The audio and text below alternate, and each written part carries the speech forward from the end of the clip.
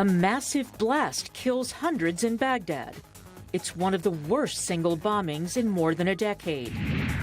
How a Somali American is attempting to combat the negative image of Islam. And beautiful boudoirs for broke bohemians in London. Africa 54 starts right now. Good evening, I'm Esther Gidu. This is Africa 54. Vincent Makori is off today. We begin this evening in Iraq, where the carnage and devastation from Sunday's massive bombing was the deadliest terror attack in the country in more than a year, and one of the worst single bombings in more than a decade of war and insurgency. Iraqi police and health officials say at least 149 people were killed and another 192 wounded. UN Secretary General Ban Ki-moon says he is appalled by the utter disregard for human life. The majority of the deaths came from a suicide truck bombing just after midnight in a busy shopping area in Baghdad's Karada district. The attack, the deadliest in Baghdad this year, occurred while many people were in the streets after a day of fasting in observance of the holy month of Ramadan. What's the reason for orphaning families of their loved ones? The young people who were killed are my friends. Every day we go to these shops. They're close to home. What is this? The Islamic State group claimed responsibility for the truck bombing, saying it targeted Shiites. The mainly Sunni militants consider Shiites heretics. Sunday's attack in Baghdad came little more than a week after Iraqi forces ousted Islamic State militants from the city of Fallujah, just 50 kilometers west of the capital. The militants swept through large areas of northern and western Iraq 2 years ago. Iraq forces fighting on the ground and a U.S.-led coalition of airstrikes have reclaimed territory, including Fallujah last month, but Islamic State still controls several large cities, such as Mosul. Bangladesh Prime Minister Sheikh Hasina paid her respects Monday at a ceremony honoring the 20 hostages and 2 police officers killed during a siege at an upscale restaurant in Dhaka. The memorial featured flags and ambassadors representing those killed from India, Italy, Japan, and the United States. Hasina also spoke with family members of the victims. The ceremony came on the second of 2 days of national mourning. The assault began late Friday when the gunmen entered the Holy Artisan Bakery located in the diplomatic zone of Dhaka, and the siege ended hours later when security forces stormed the building, killing 6 attackers and capturing 1. Islamic State has claimed responsibility for the terrorist attack. Lawyers in Kenya boycotted court sessions Monday, joining members of the civil society in nationwide protests over the killing of human rights lawyer Willie Kimani. Human Rights Watch says the body of the slain lawyer, alongside those of his client and taxi driver, were retrieved from a river Friday and showed signs of torture.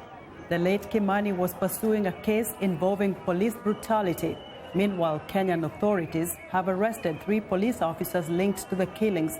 Demonstrators are demanding an end to extrajudicial killings by police, which they say have become commonplace in the country.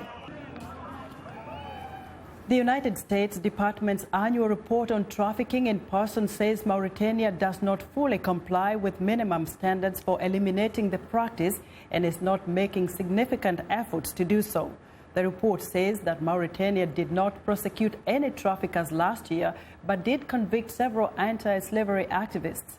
Salem Solomon tells us about a family held captive for more than 30 years after Mauritania formally outlawed slavery.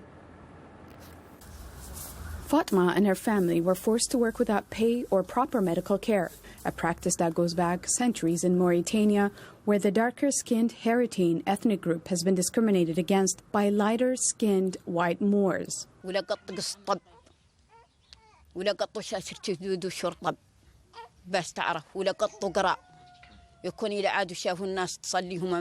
My masters deprived me of everything. They would not allow me to get treatment when I fell ill. They wouldn't allow my children and me to become educated. My children and I are uneducated, and we don't even know how to pray. I only worked for free, and all they gave me was a veil annually to cover myself. Non-profit groups working to end slavery say that when they bring cases like Fatma's to the attention of authorities, government response is often swift. When we learned through our agents that there was a family under the yoke of slavery, we immediately contacted the governor of the region where the family lives. The governor gave instructions to gendarmes to investigate immediately. The gendarme arrested the slave master and the family, and they have brought them to the prosecutor to complete the legal procedure. Mauritania's parliament last year adopted a law recognizing slavery as a crime against humanity, emphasizing both progress and due process, says the Minister of the Commission of Human Rights. There was the creation of many specialized courts to fight the remnants of slavery. These courts were not installed only in Nouakchott, but around the country as well, in order to allow a better proximity of jurisdiction for litigants.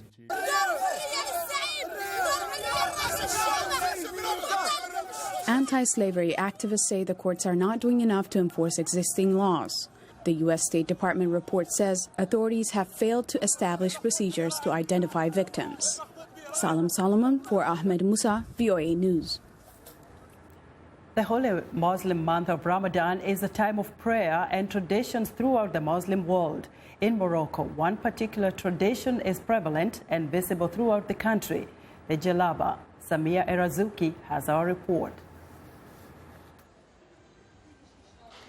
A jalaba is arguably one of the most recognizable traditional garments in Morocco. Worn by both men and women in different fashions, it consists of a long, loose robe along with a pointed hood. Coming in a wide array of designs and fabrics, the jalaba has only grown in popularity and is worn by Moroccans across various demographics, young, old, rich, and poor. While jalabas are mostly available as ready-wear, those with the means are able to purchase fabric and have jalabas custom-made. Ramadan is a special time of the year for this predominantly Muslim country, and the streets become a fashion show of people donning this traditional dress. في رمضان كنلبسوا لباس تقليدي حيت هو لباس مستور ما كيبيناش. During Ramadan, we wear traditional clothes because of their modesty, so jalabas are the best option. Every Moroccan woman owns a jalaba. There's no way a Moroccan woman doesn't own a jalaba. ما يمكنش تكون مغربية ما عندهاش جلابة في الدار. Due to the high popularity of jalabas during Ramadan, this means good news for local boutique owners and seamstresses. Mr. Alami runs this shop across the street from Morocco's parliament on the main Mohammed V Avenue. For him, Ramadan is one of the busiest times of the year. الجلابة تطورات بزاف في الديزاين ديالها تطورات في الفصالات تطورات في العديد ديال. Over the years, the jalaba has significantly developed in its design. Thanks to these developments, more people are buying it because it became an ambassador of Moroccan artisan work. Even in Europe and the Middle East, jalabas have become a necessity. في الشرق بصفة عامة ولاو يعني الجلابة والقفطان المغربي ولا عندهم من الضروريات. Even Moroccans who live in the diaspora use their time visiting the country to catch up on the latest trends and take advantage of the low prices. اللي prix يعني في المستوى. The prices are decent, the designs are nice, and also, we don't have these materials in the US. Ramadan is the occasion to treat ourselves to traditional clothes. Aside from the traditional background of jalabas, the loose-fitting garment offers a convenient alternative for those who choose comfort and modesty during Ramadan, which, for the past few years, has fallen in the middle of the summer. Even outside of Ramadan, the jalaba remains one of the most familiar symbols of Moroccan tradition. Samia Erazuki for VOA, Rabat, Morocco. The United States celebrates the 240th anniversary of its independence from Britain Monday with a national holiday full of picnics, parades, and fireworks across the country. It is the last 4th of July at the White House for President Barack Obama and his family. The Obamas are hosting military families for a barbecue at the White House and a concert by Kendrick Lamar and Janelle Monáe. But the key to the holiday is just minutes from the White House at the National Archives building that is the home of the Declaration of Independence, drafted by Thomas Jefferson and adopted by Congress on July 4, 1776. The July 4th holiday includes a traditional reading of the Declaration of Independence on the steps of the archives. And joining me in the studio to discuss how Africans in the U.S. celebrate America's Independence Day is Margaret Dureke, a native of Nigeria, a motivational speaker and founder of Wetati. Margaret, many of us here, and welcome to the studio again. Thank you so much. Many of us here from the continent of Africa call America home. Yes. This is a country that freedom has allowed us to come, live, work, and Definitely. enjoy everything that is enshrined in the Constitution of the United States. But how do we as Africans celebrate the 4th of July? Thank you, Esther, for having me. That's a great question. And when I got the news that I was going to be talking to you about that, I was like, did I ever think about that? But the thing is, in 1776, when America freed itself, the independence that America gained was actually for the world. I think if it wasn't for that, you and I wouldn't be here. And first of all, before I answer that, I can tell you that America is the most tolerant, the most compassionate, most caring country in the whole, on the face of the earth, as far as I'm concerned. And if it wasn't for that, Africans wouldn't even be here, yourself and myself included. But what it is that when you come into a place and they tell you, I was told about the 4th of July. I mean, I read history in America, but I didn't know how impactful it is until later on the years. I've been here for donkey years, as far as I'm concerned, I'm an American.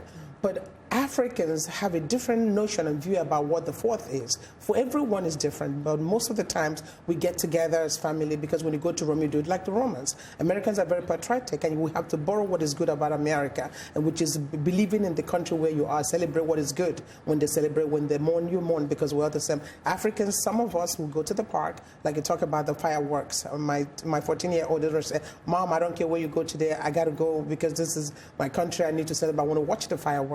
Some will do like a potluck, take time from work and get together with some friends in the park or in their homes. Some will even have a party like the one the night before. But for everyone is different. But the most important thing is realizing, why do we celebrate with Americans? Because we are one and we have the same situation. And Margaret, you mentioned that Africans celebrate in their own way, but still there's food, there's dance, there's music. Yes. How do we incorporate that into the American way of celebrating the 4th of July, which includes the food as well, fireworks, and of course, key to this country is patriotism. Exactly, because you see, first of all, one of the things I personally charge Africans is be sure to assimilate where you are. If you don't assimilate and be one of the people, you cannot enjoy even the fruits of what is that American dream. So one of the things that we do, and one of the things that because I did a little research to find out from others when I know I was coming to the show, to say, what do you guys do on the 4th of July to participate? And that sense of patriotism, they said, when they come and mingle with Americans, they now learn the importance more than ever before than doing it in isolation. Most of them normally would get stuck at work. It didn't mean anything to them. But as we began to talk about it with one another in the community, so different communities now come together, go with their American friends who tell them where to go, what to do, what that means. That patriotism is one thing that sets America apart for most countries, and we're borrowing into it, and it's a good thing. Margaret, this is the last 4th of July for President Barack Obama at the White House, and Africans see him as their own son. What will Africans miss most about his presidency? Yeah, don't make me cry. I think that for everything, there's a season, a time to come and a time to go. He has done the best that he could with what is given, and I thank America for doing that. That's the point. Really, he is the class definition of excellence. He is the hope for Africans. To let you know, it doesn't matter who you are, where your father came from, your mother came from. If you have what it takes, America is so democratic that no racism or anything can blind the people. So the hope he gives us is that if you're willing to do what you can, that America will give you your place and give you the opportunity to experience that, what we call that American dream. That it shows that with him now we can continue to keep the dream alive and make sure that being an African does not remove you from that dream that America has and the opportunity has given to everybody. Absolutely. Very well put, Margaret. Margaret, thank you very much for your insight into today's discussion on how we celebrate July 4th, America's Independence Day. Now, moving on to another story. The Buffalo Soldiers of the United States' first all-black cavalry unit established in peacetime celebrates its 150th anniversary this year. In commemoration, Columbia, South Carolina hosted a festival that took visitors back in time. Volunteers displayed original uniforms, armaments, and even a horse carriage serving as a mobile kitchen. VOA's Iya Mioshivli has more. The Buffalo Soldiers. This group of reenactors is impersonating the 10th Cavalry Regiment of the U.S. Army, formed in 1866 to ensure the safety of settlers through the Indian territories. The all-African American unit was named Buffalo Soldiers by the Native Americans. One of the very few surviving Buffalo Soldiers, Trooper Harold Cole, in his mid-90s now, fought with the unit in World War II. He says, once a Buffalo Soldier, always a Buffalo Soldier. Feeling like a Buffalo Soldier is second to trying to be an American. That's how we feel as Buffalo Soldiers. As military men, we are number one. The Buffalo Soldiers have left a significant legacy in the U.S. history. In addition to assisting the westward expansion of the United States and combat operations in several wars, they helped build some of America's national parks. We're honoring them as a significant ally to the United States in its war against terror. To honor the current military partnership between the U.S. and Georgia, the honorary commander of the Buffalo Soldiers presented Georgian military attaché Pepria Chalabashvili a commander's sword. We are here to honoring the Buffalo Soldiers, and on behalf of the Georgian nation, I'd like to introduce one gift to the commander. Sir.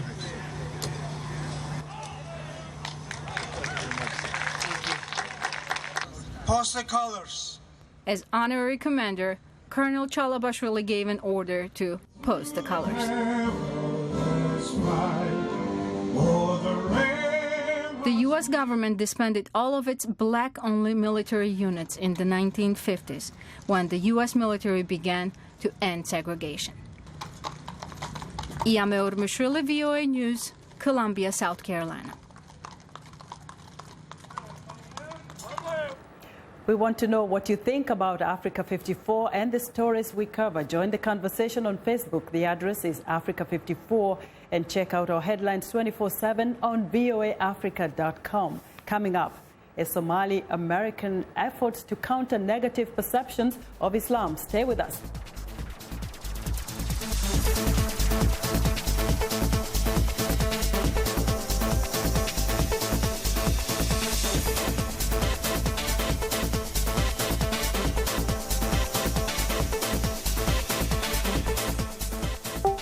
Facebook, Twitter, Instagram. They tell you what people are talking about. So for an in-depth look at the stories trending high on social media, turn to #VOA. It's not your typical talk show. From politics to pop culture, #VOA brings in the people leading the conversation, engages the audience, and gets answers to your questions. #VOA. Smart talk for smart people.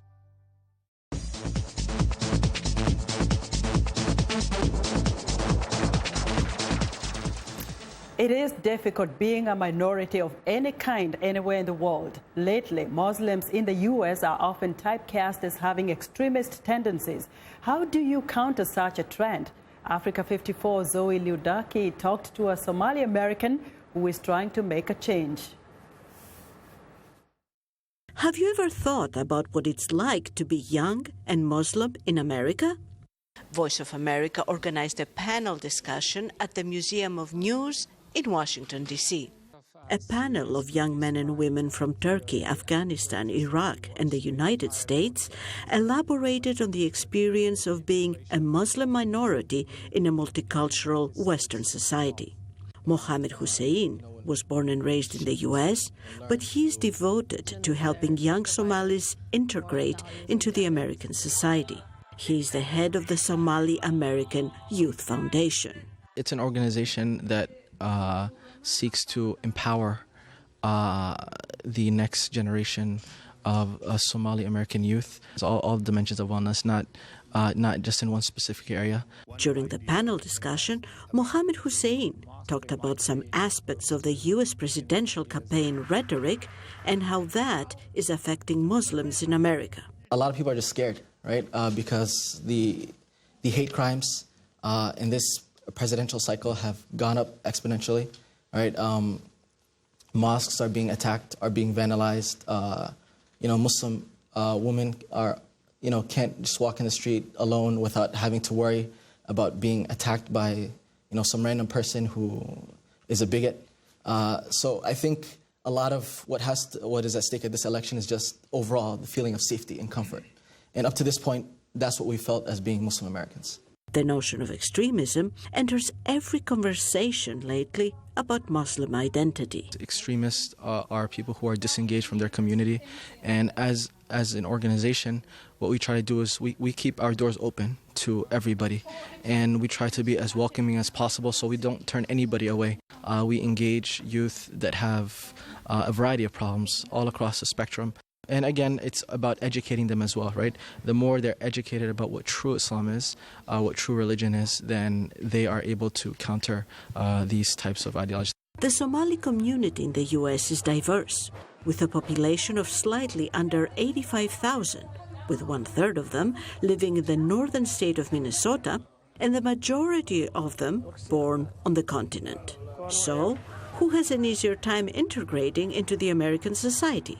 Young men or young women? Both sides have, their struggles in integrating. Muslim Somali women tend to do better in school and in education than Somali men. They have better grades. A lot of times they get better jobs.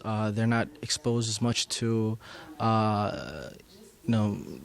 drugs, sex, violence, all of those things as a Somali man would be. So in that sense, I feel like a lot of times Somali women are more integrated as a whole.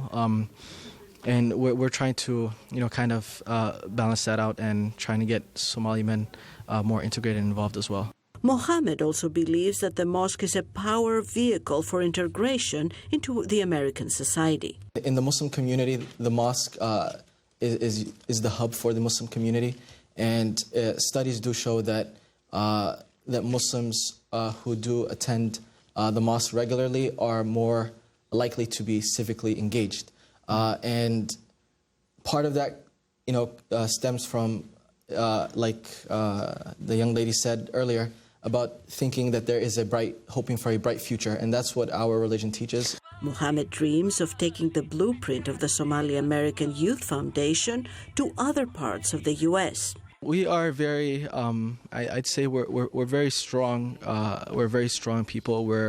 If you look at Somalia, if you look at the history of Somalia, and you see what a lot of the Somali immigrants had to go through and had to sacrifice to get here, it wasn't easy in the slightest. War-torn country, family members, dying. It could be because of extremists. It could be because of tribal issues. It could be because of a plethora of things. So I would say we Somali Americans are really strong and resilient people, and that's why, especially what I feel like they are, perfect for America. Integration into a Western society is a lengthy process of self-examination and assimilation. The Somali American Foundation tries to slowly guide young newcomers to make their journey a little easier. Zawi Liudaki, VOA News, Washington. It's time now for a short break. Still to come on Africa 54. A hotel in London offers affordable space for the broke and creative. We'll be right back.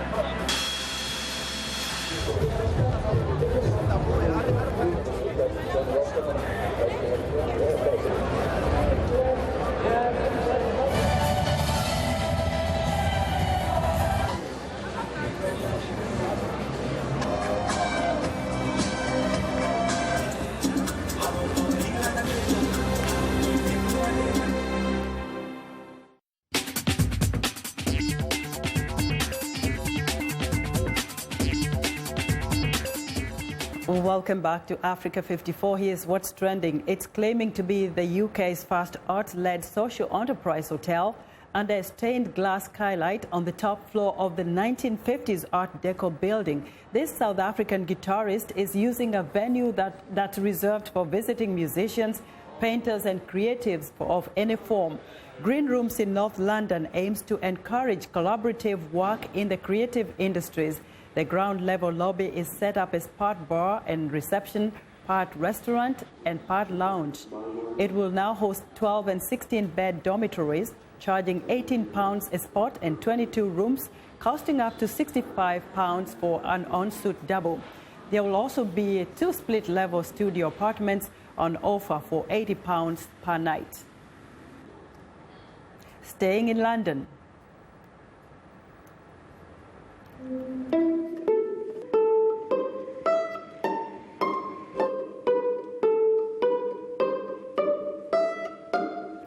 These violins aren't made from wood. They are composed of 70% woven spiderweb silk and 30% resin. If you look closely below the bridge of one of the violins, you can see 3 strands which are embedded in the body. These are the spider silks. They are 35 centimeters long and run along the entire length. The silk is from a golden orb silk weaver found in Australia. Studies have already shown that in addition to being strong and elastic, the webs have electrostatic properties and are pulled towards negative and positive charges. The inventor hopes this is just the beginning of discoveries which can potentially revolutionize the acoustics-related industries and increase our use of bioengineered materials. Meanwhile, in Paraguay,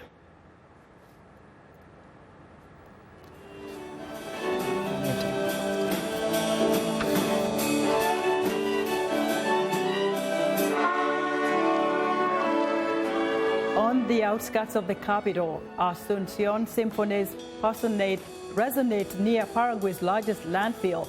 The recycled orchestra of Cartu Era is a glimmer of hope, where 40,000 people live in the deepest poverty. Musicians aged 8 to 19 play music with recycled instruments from a nearby rubbish dump. In a neighborhood where people salvage trash and youngsters face social exclusion, the orchestra is a life-changing project. Thanks to crowdfunding, these once amateur musicians are now seasoned performers with gigs worldwide, even playing for the Queen of Spain. And that's what's trending today. In sports news, this just into Africa 54, NBA superstar free agent Kevin Durant has agreed to a 2-year, $54 million contract with the... Welcome to the Voice of America's News Words, where we explain words you hear in the news. This news word sometimes carries a military meaning. Listen. Rank. She was the first African-American woman to achieve a 3-star rank in the U.S. Armed Forces, as well as being the first woman to achieve the rank of Admiral in the Navy. She also was the first African-American woman to command a naval ship. Rank can be used several ways. It is a title or position in the military or any organization. Some stories talk about how something is ranked. They mean how something is rated or how it compares to others in a group. Now, the next time you hear the word rank, you will know what this news word means.